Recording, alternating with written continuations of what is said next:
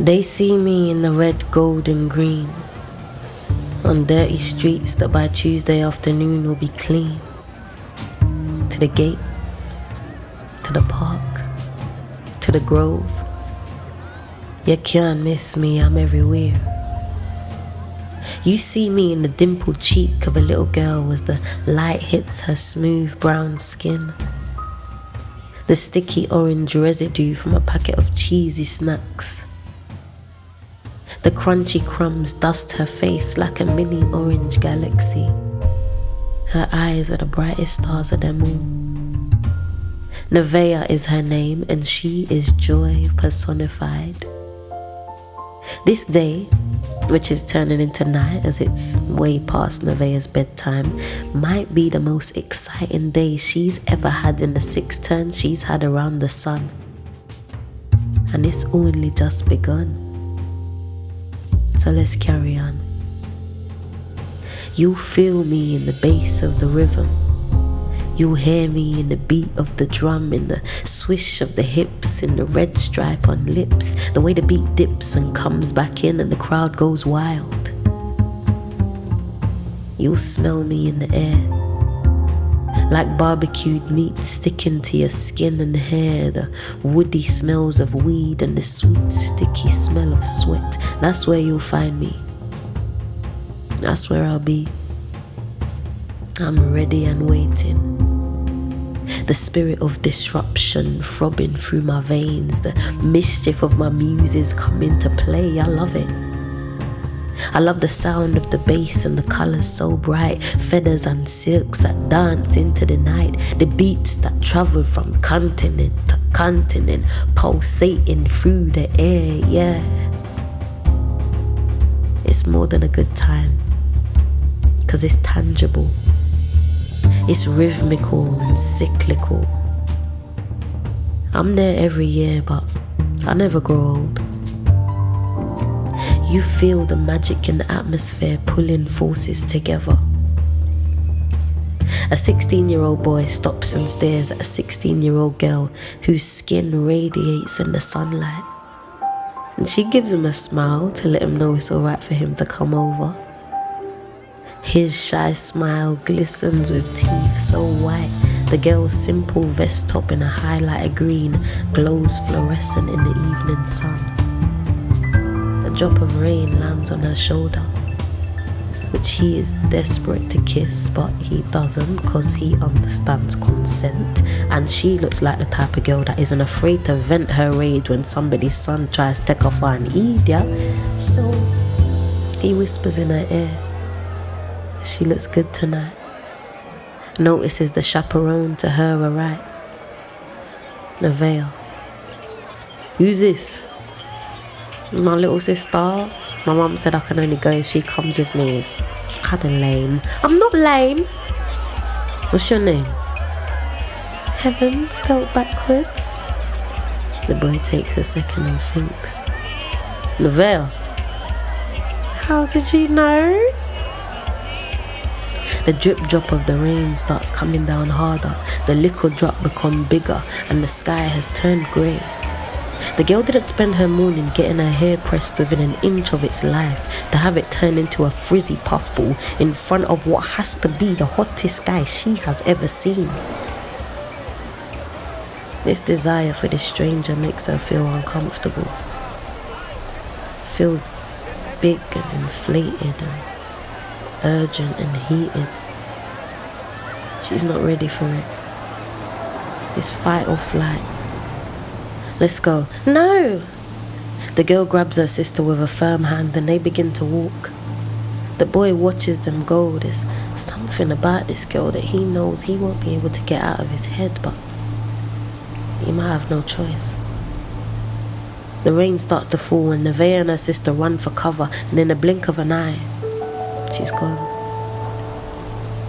I don't know why people run from the rain.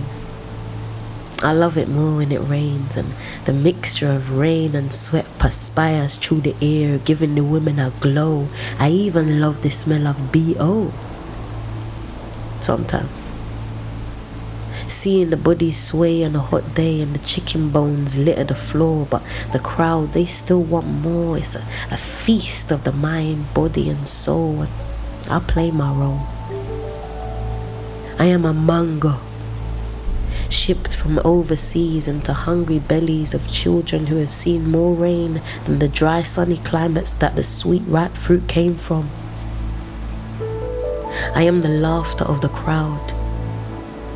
I am the loud sound of a music truck vibrating across the white semi-detached houses. I am the 5-pound trip to the toilet. I am the Irish. I am the blacks. I am the dogs.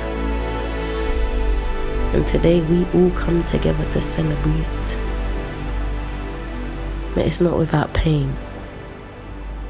Sometimes the reminder of the bloody roots of this celebration bleeds through. Squabbles turn into arguments, spaces are invaded, and bodies are sometimes pierced with the cool hard metal of a knife. The red splashes on the street, never as neat and ordered as the bloodstains we see on a police drama crime scene. We remember those who came to party but never make it back home. Men in helmets do their best, but the bobbies on the beat don't always get it right. Police officers from around the M25 volunteer for the job, unfamiliar to the area, to the places and faces and cultural tradition, and the tensions between the crowd are strong. Is wanting to be policed by your own people so wrong? So we're getting political. 'Cause this shit is political. But what of the politics? The people who breathed life into me. Do we still remember them, or are they forgotten in history? Have they been silenced? Will we hear their voices again? Have they been silenced?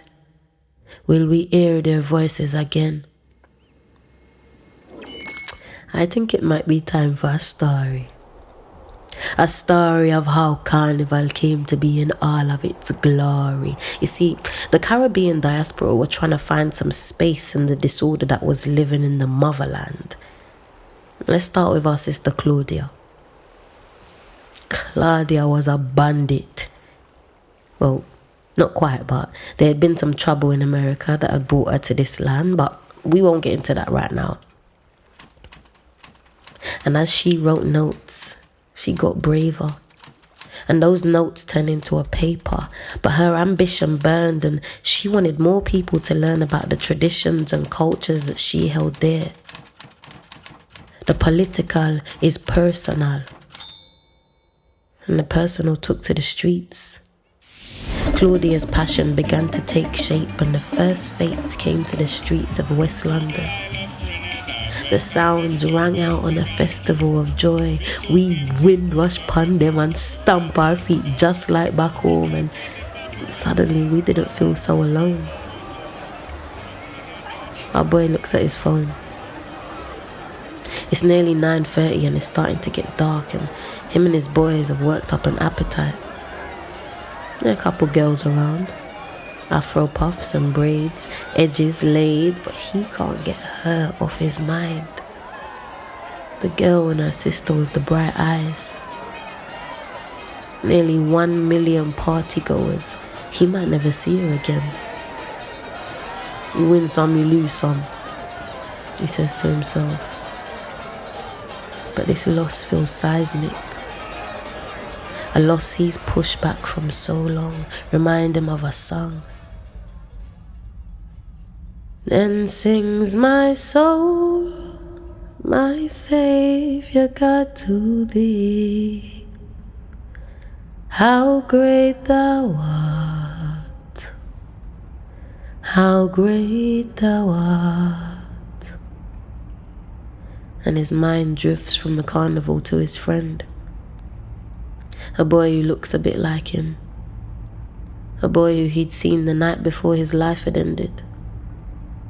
Some nights he can see his friend's big hazel eyes, hear that throaty laugh, his big grin. He imagines that car crashing into him, and he wakes up in a sweat. And now he's gone, and we all have to move on. I bubble and I create, and I know what I can do. Conjure these two spirits meet in part 2. The boy is now craving a beef patty. He moves from the spot to get into a queue and leaving the food truck with 2 patties and 2 green cans of ting with a little sidekick behind her. The girl from before. So what, you couldn't keep away? He doesn't know what to say, but he's now at the front of the queue and it's time for him to order, so he orders a beef patty. She has a phone and she hands it to him. Where are you gonna put your number in? He enters his digits to the phone and adds himself to a Snapchat, just in case. That face. He's never gonna let her get away. Nevaeh looks at him with a smile. He smiles back and he thinks, I could get used to this.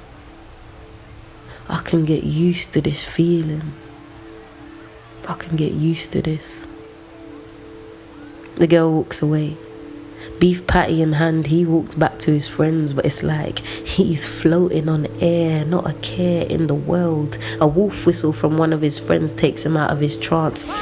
Come, let's dance! And he dances. He dances in the street like no one is watching him.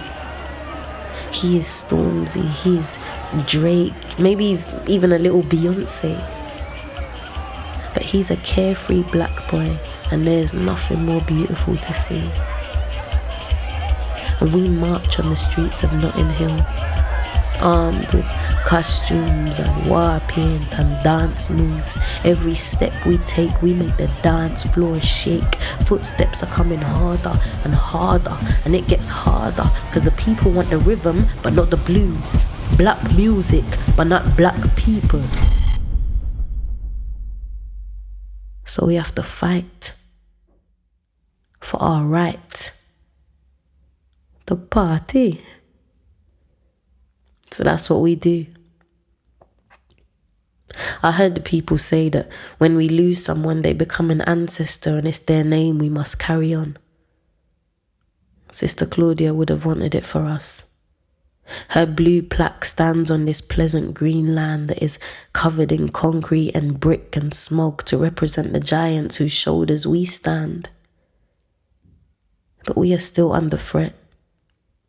When words from the local council tell us that our magical festival is too loud, too proud, and unsafe.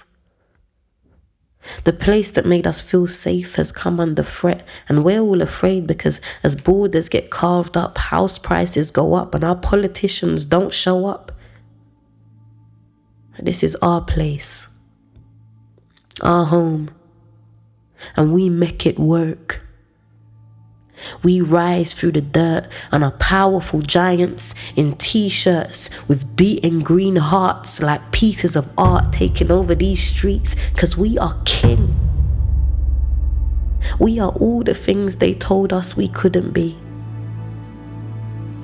We are the ancestors' dreams, and we beat the drum, and the beat goes on and on